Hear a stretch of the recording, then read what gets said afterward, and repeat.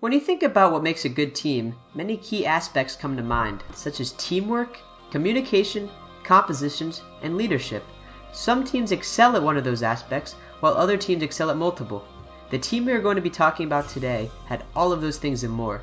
This is the story about a team that was built for success, about a team that all came together with one common goal, and that was to become the most successful team in League Zero history. This is Flushed's Season in Review.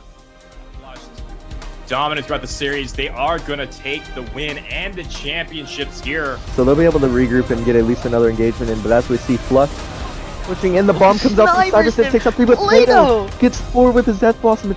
And it does look like Flush should be taking first half here. Yeah, good aggression right there, using both sides, both the dive and the point presence to perfection, getting some pressure, but also meaning point presence.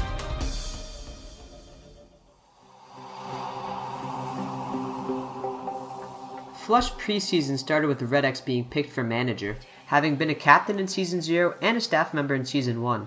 With a trustworthy manager being chosen, the next step in the process of building a dynasty was to select who the captain was going to be. And this was not an easy decision for RedX, as he considered both Bun and SiR for the role, who are both two incredible DPS players. He ended up going with SiR, a very recognizable projectile DPS that has been with League Zero since the start. Of course, SiR wasn't complete without his partner in crime, which is why Melon was brought into the team as the assistant manager. Going into the draft, Flush had some key draft picks in mind, such as Basilisk and Ultra, who are both known for their incredibly good comms in game. Unfortunately for Flush, those picks ended up being drafted by Newt before Flush could even get their hands on them. Despite this little setback, Flush were otherwise happy with their roster, having selected notable players such as Mythology, Gagbag, and Megagust. With the draft finished and a roster that seemed to be great from the start, Flush went into the beginning of the regular season being regarded as a top team in Advanced.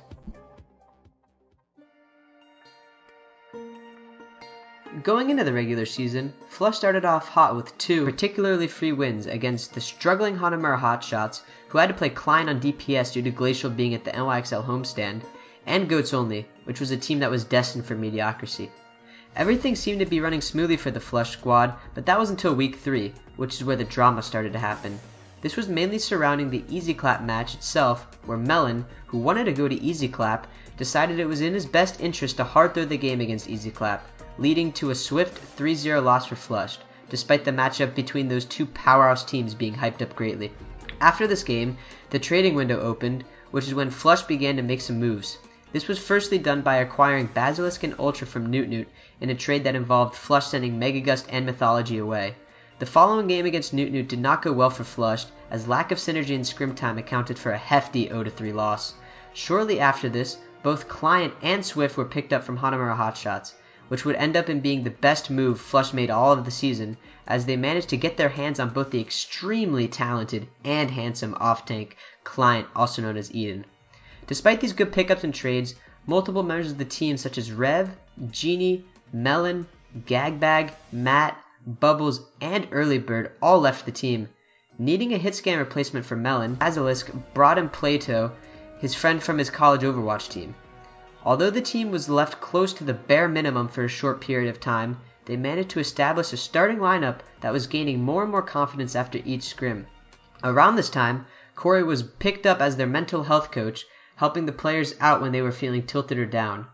They won the remaining match in the first half of the season, leaving them at a respectable 3-2 record going into the final weeks of the regular season. This is where things really began to click for Flush. They went on to stomp the first 4 games of the second half of the season 3-0, causing them to gain massive momentum for playoffs, while also being both feared and respected by all other teams in Advanced.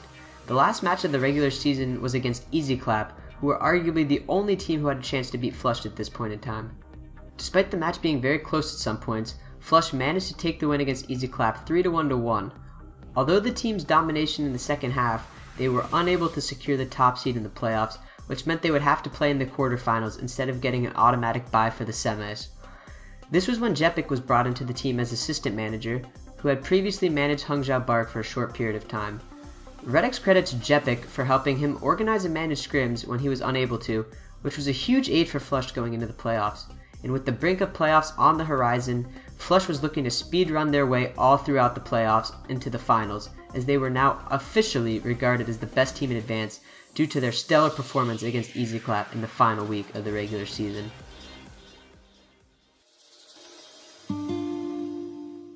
Right before playoffs started was when Flush decided it was time to up their scrim regimen significantly. Well, at least after the quarterfinals, that is, as they were not exactly worried or fearful of their opponents in the quarterfinals. This thought proved to be right, as they were able to easily take down Goats Only 3-0, advancing them to the semifinals, where they would meet the Flock.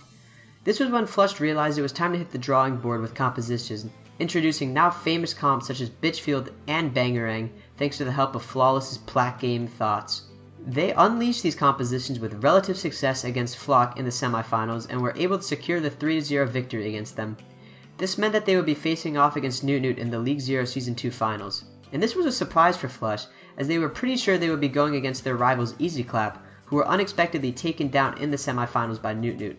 Once again, Flush went back to the thinking of new strats they could use to defeat their opponents, and this was the time that Basilisk thought of the composition known as the Hit Squad, which is a composition that focused on shutting down the star hit scan on Newt, Jazza, as he was often flanking to try and get his kills. This comp worked greatly for Flush, as it not only caught Jazza off guard, but was also helpful for Zira, as he was able to play something other than Mei, a hero he was pretty bad at, I would say. With the assistance of the Hit Squad composition and the fact that Flush doubled their normal scrim routines, Flush was able to take down Newt in the finals with relative ease, securing the championship with a clean 4-0 win. By the end of the season, Flush had cemented themselves as the best team League Zero has ever seen, and it was all thanks to the players coming together, forming a tight-knit bond, practicing new comps and meta day in and day out, and overall having the raw talent and individual skill needed to be champions. This roster made their mark in League Zero and will go down in the league's history books as the dominant team that was all assembled by a 12-year-old kid and an AFK manager.